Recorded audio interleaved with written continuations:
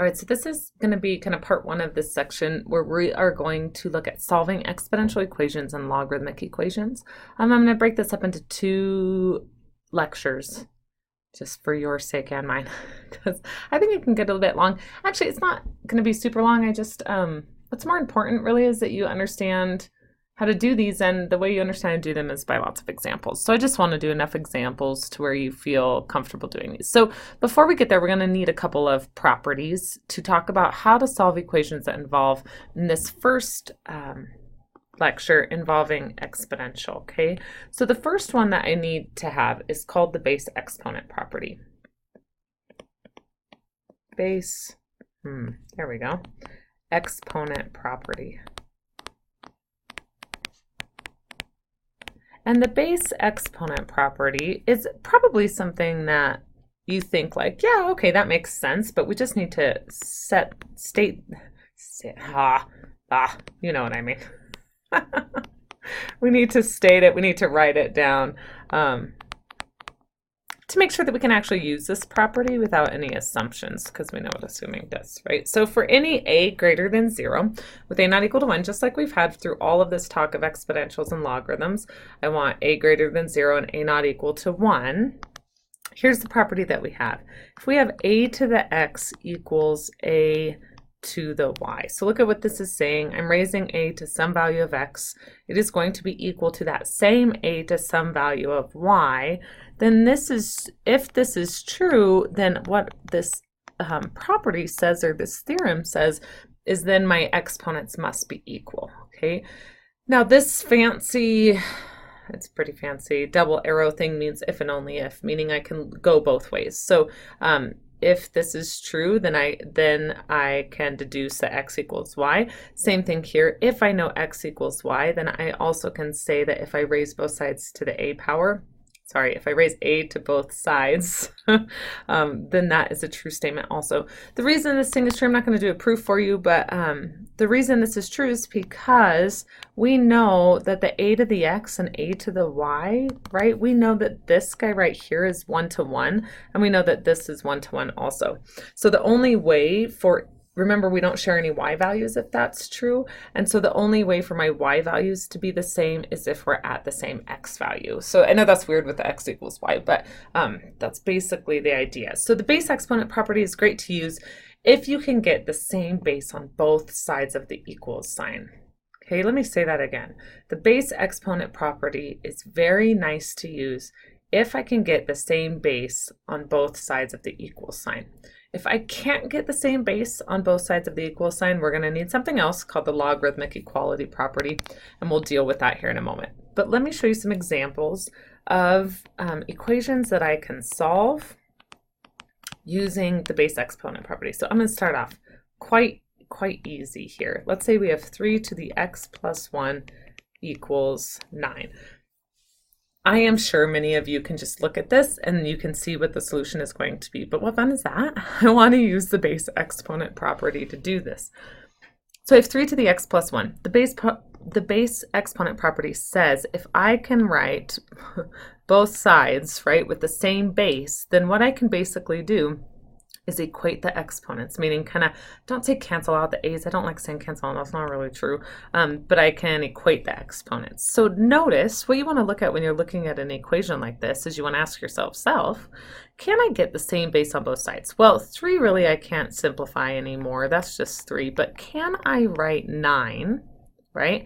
Can I write 9 as 3 raised to some power? And what do you know? Sure enough, we can, right? So look at what this is saying. 3 to the x plus 1 equals 3 squared. So what this is asking is, again, these are equal to each other. So this is saying, right, what x value would make this statement true? Well, the only way for 3 to the x plus 1 to equal 3 to the second power is if those exponents are equal. I hope that makes sense, right? That they're only equal if our exponents are equal. So this right here implies, right, that x plus 1 must equal 2. That is the only way, people, for this equality to be true, is if those two right there are the same. And now look at, we have a simple equation to solve. What is x going to be? X is going to be 1.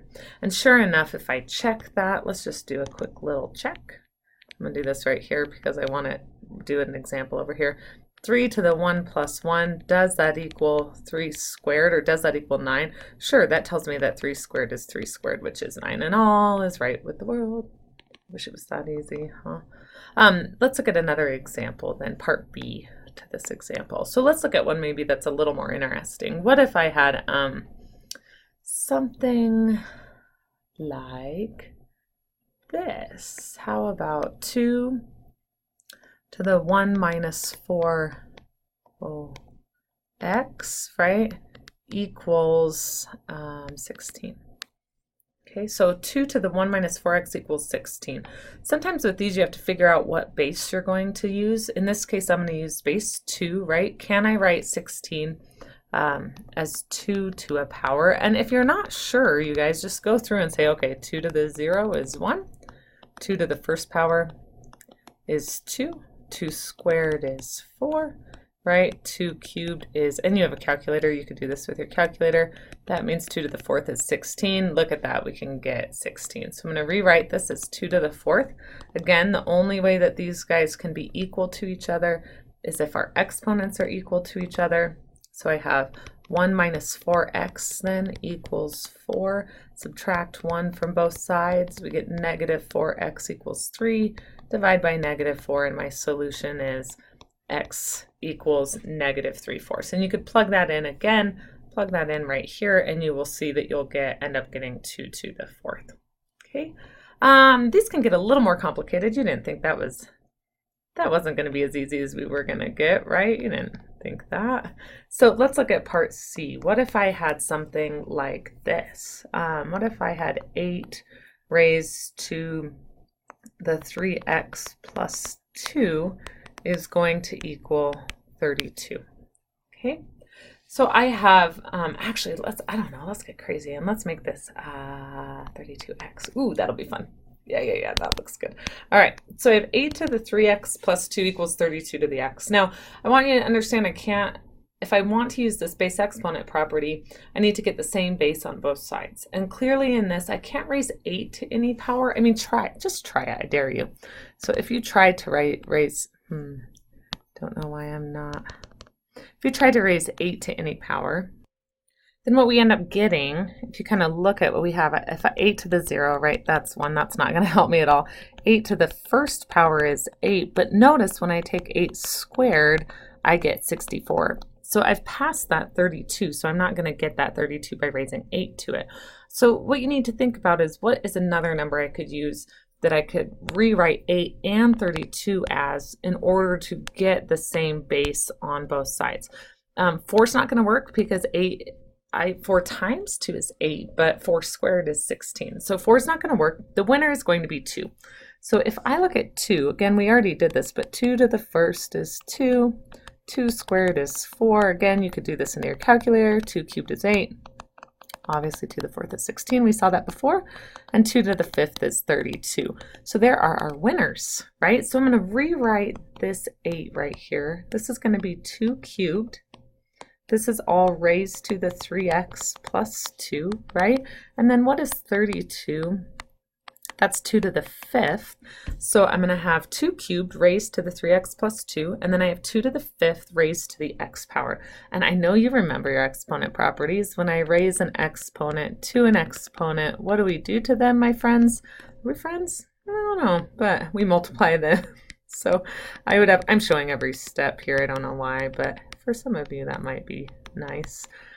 I'm going to multiply. So this then becomes 2 to the 9x plus 6. So notice here I haven't really been able to use my property yet. All I've done is kind of get ready to use that property. So now notice I have the same base. They're both 2. So what is the only way for this equality to hold? The only way for 2 to the something equals 2 to another thing is for the something to equal the other thing, right? So now I equate exponents. If you want to think of it as kind of canceling the 2's, that's okay. I don't know why I just wrote 54. No idea. But technically they don't really cancel in the sense that we think of canceling. We're equating exponents. So I'm going to subtract that 9x from both sides. And so I get 6 equals a negative 4x. Divide both sides by negative 4. Simplify. And what is our final answer? X equals negative 3/2. I don't know about you, but when I looked at this original equation, I didn't see that. So you know, sometimes we have some work to do before we can see what we need to have. Sorry, I know I'm off a little bit. You may have seen a little break in the video. I think this was C. My program that I used to write on completely stopped working, so I had to kind of recreate everything. All right, so I think this is D. Let's look at D. Let's look at another one of these where we can equate exponents. How about e raised to the x squared minus 4 equals e to the 3x? Okay.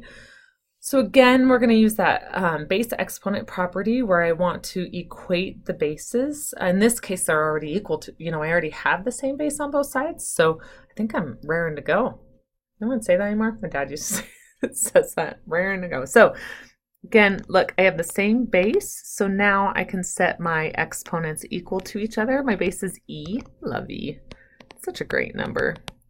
But I don't need you anymore, e, because to solve for x, I just want to know any x values that would make those two equal. So I get x squared minus 4 equals 3x. Oh, look at that. It's a little old quadratic that we're going to set equal to 0 because we spent how many sections talking about quadratics. So I'm going to set those equal to 0. So what are my possible solutions? Well, x could be 4 or x could be negative 1. And I just want to show you the check on that really quick because I think sometimes when like we get an e involved, we kind of just go through the motions and maybe don't think about this. But if I checked this, let's look at x being 4. I would have e to the 4 squared minus 4. Does that equal e to the 3 times 4, right? So here's what I get. 4 squared is 16. 16 minus 4 is 12. Does e to the 12th equal e to the 12th? Yes. I don't know what e to the 12th is. I don't really care, honestly. I know it's a big number.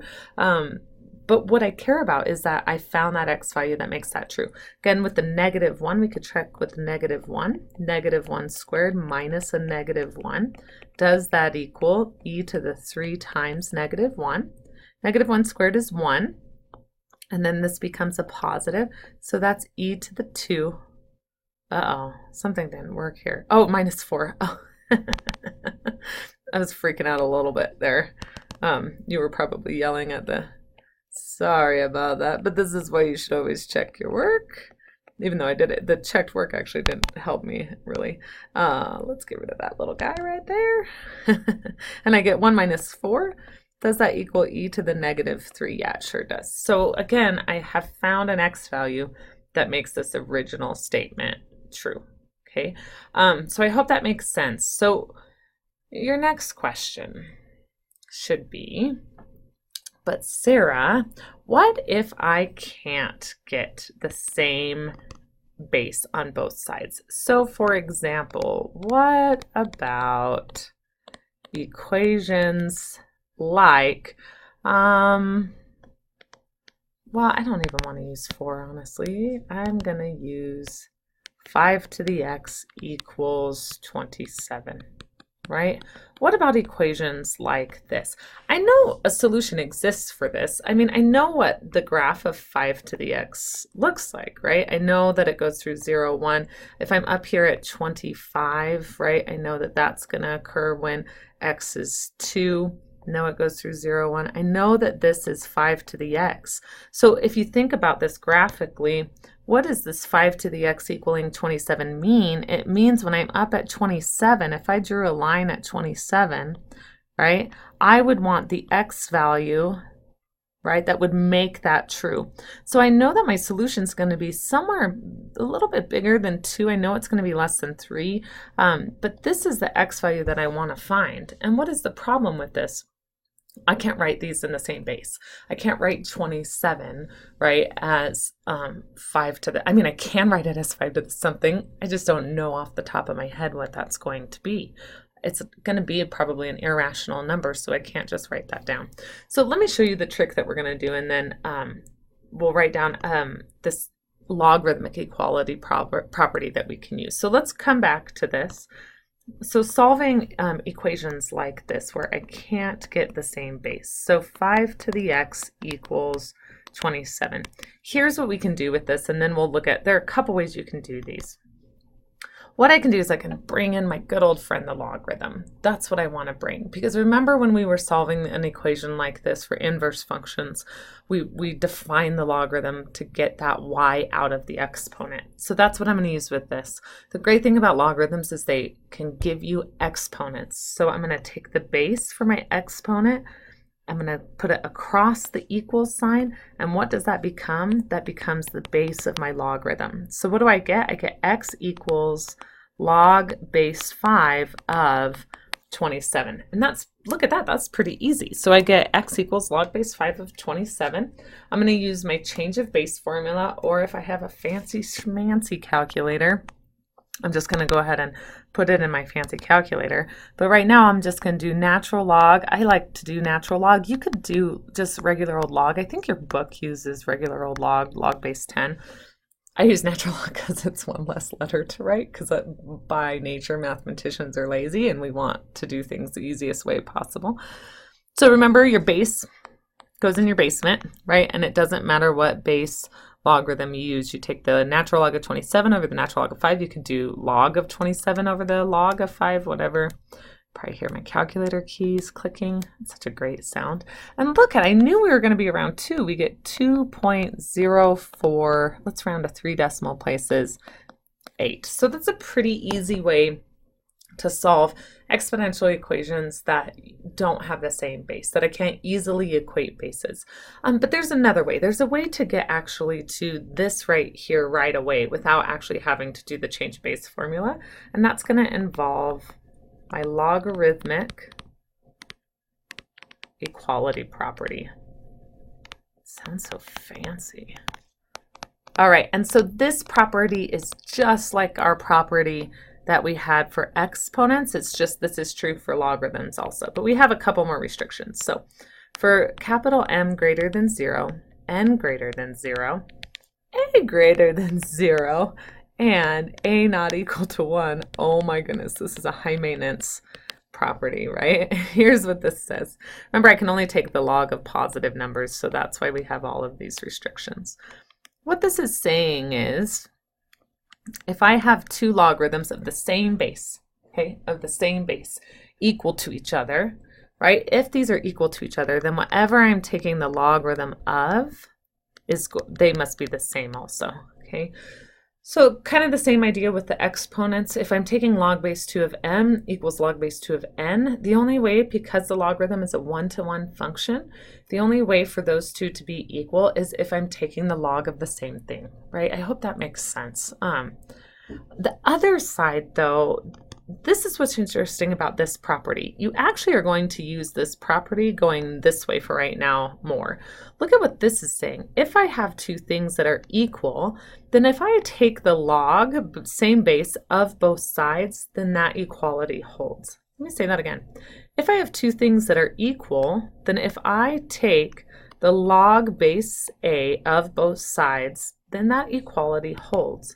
It's just like square rooting both sides, right? When I square root both sides, that equality holds, or I square both sides, that equality holds. Same thing here. If I log both sides, then that equality holds. So if we go back to that example that I just did, and I have 5 to the x equals 27, right? I'm going to take a log of both sides. I'm going to choose it doesn't matter what base we choose. You're welcome to use whatever base you want. I am going to use the natural log. So I'm going to take natural log of 5 to the x equals the natural log of 27. Now what can I do? I can use my handy dandy property of logarithms, and I'm going to bring that power, I'm going to use my power property. I'm going to bring that down. I have x natural log of 5 then equals the natural log of 27, right? And now what do I get? I get x equals natural log of 27 all over the natural log of 5. Because remember, what is the natural log of 5? The natural log of 5 is just a number. So I just divide both sides by it. Isn't that cool? I know. Oh, I like it too. Let's do some more. Hey guys, I've been doing really well on not editing the layer that I'm not supposed to. I probably shouldn't have said that out loud. But so let's look at another example of this. What if I had like 4 to the x minus 3 equals, I don't know, 13. Okay, 4 to the x minus, oh, that's not going to work because I could equate exponents there. Let's say 10. All right, 4 to the x minus 3 equals 10. I'm going to get 4 to the x by itself, right? Add that 3 over. I get 4 to the x equals 13.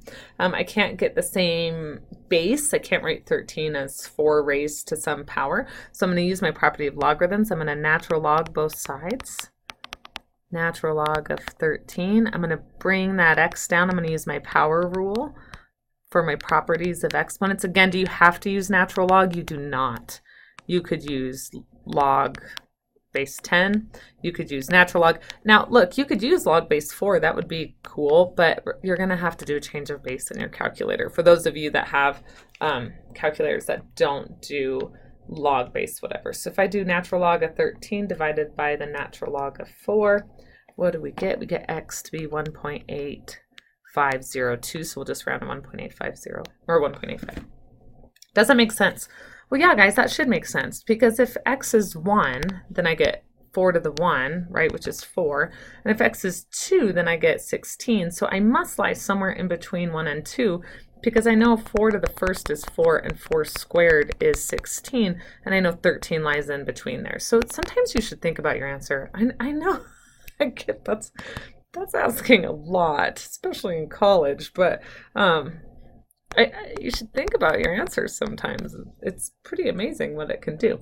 What if we had something like, same idea with like maybe this 4. What if I had 4 to the x minus 1, I don't know, equals 21? Can I equate exponents? Can I get the same base on both sides? No, I can't, because I can't rewrite 21 as 4 raised to a power. So I have 4 to the x minus 1 equals 21. I'm going to take the natural log of both sides, and I'm going to be very careful now because I'm not dealing with just x. Now I'm dealing with an x minus 1. So I'm going to use my power property, and I'm going to bring that power rule. I'm going to bring that x minus 1 down. And I'm going to be very, very careful to put parentheses, because if anything, your math teacher, yours truly right here, is very, very, I want to say anal. I want to say picky about your notation. So remember, natural log of 4 is a number. It's multiplying this whole thing. Now I'm going to divide by natural log of 4. Get rid of that natural log of 4. You could also distribute the natural log of 4. That would be fine.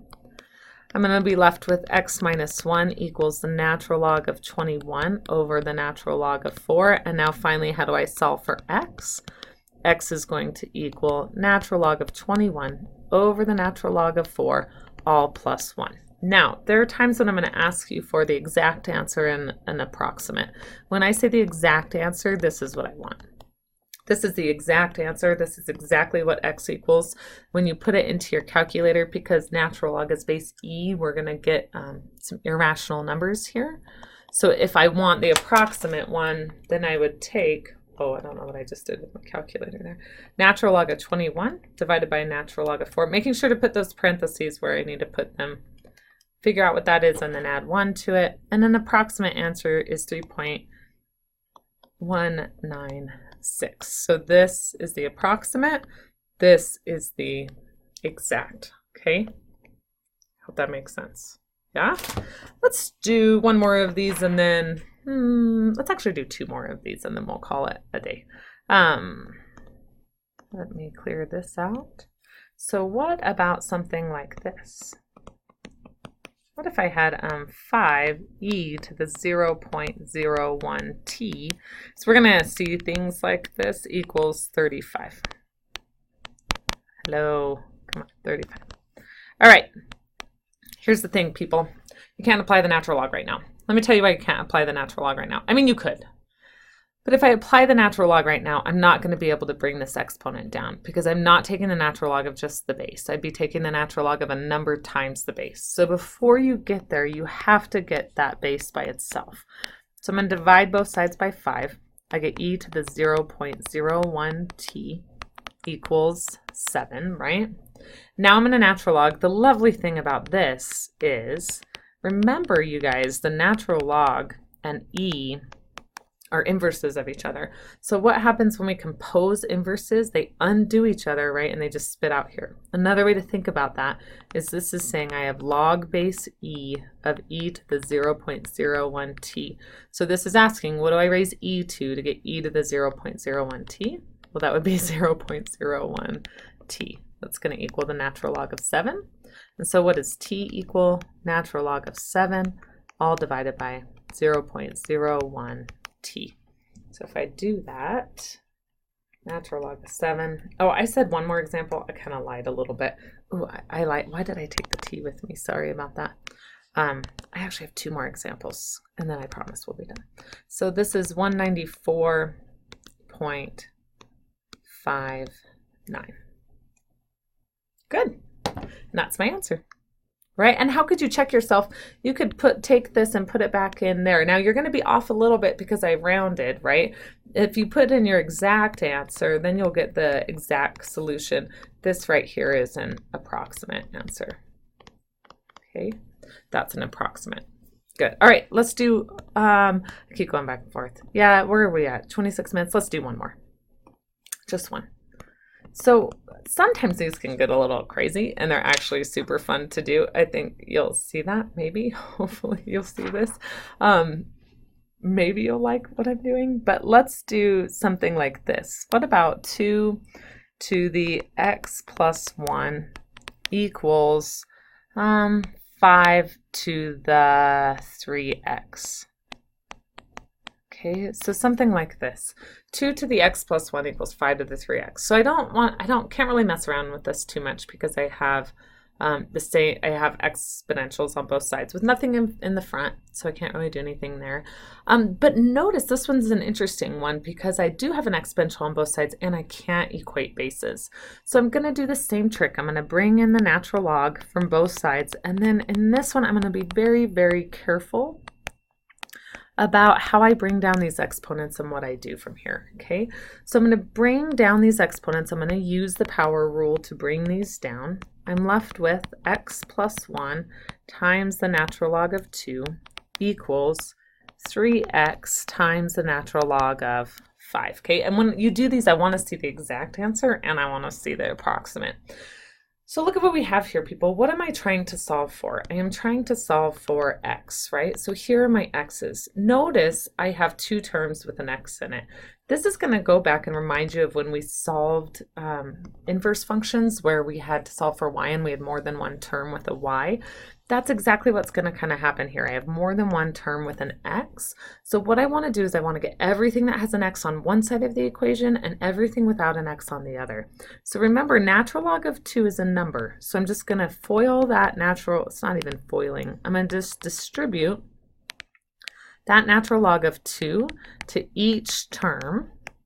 Okay, so just like we did with inverse functions, remember how we got all of our y's on one side and then factored that y out?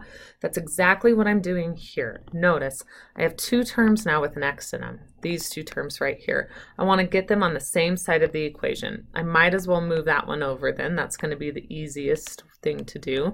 So I get natural log of 2. On this side then I have the 3x, natural log of 5, and I'm going to subtract the x natural log of 2 over. Okay, again, the whole reason I did that is because each one of these has an x. So what am I going to do next? I'm going to factor that x out, people. That's what we did. Remember, that was the trick with those inverse functions. We factored out the y. Same thing here. I'm going to factor out an x. Guys, look at, I know this is not the prettiest thing you've ever seen. Like we have a natural log of 5 and a natural log of 2. I get that. But that's just a number. Don't let that freak you out. So what are we going to divide by to get our x by itself? We're going to divide by all this crap right here. I'm going to divide by this and this. What I do to one side, thou shalt do to the other. All right, minus natural log of 2. So what is my final answer? Now I'm going to put x back on the left-hand side. My final answer is natural log of 2 all over 3 natural log of 5 minus the natural log of 2. Don't you dare cancel those natural log of 2s. Don't do it. I know some of you want to. I know who you are. I know you want to do it. We can't cancel those because of this subtraction sign. Now, this is the exact answer. I'm going to want the exact answer. The approximate answer, if we ask for that, I'm going to take the natural log of 2 divided by If you don't automatically have a fraction key, you need to use your parentheses minus the natural log of 2. You should try and do this right now and see if you get what I get. What do I get for x? I get 0.1676. That's rounded, right? Could you have done all of this with log? If you look in your book, I think your book uses log for all of this. Of course you could. It doesn't matter, right? I can apply whatever base I want to on both sides of the equation, and that equality is going to hold. Hope these make sense. I know these can be kind of tricky. Look at the fun sheet, try the fun sheet, do the fun sheet solutions. That's how you get good at math, you guys, is you got to do it, right? That's how we get good at math. So let me know if you have any questions, and then we'll move on to part 2, solving logarithmic equations.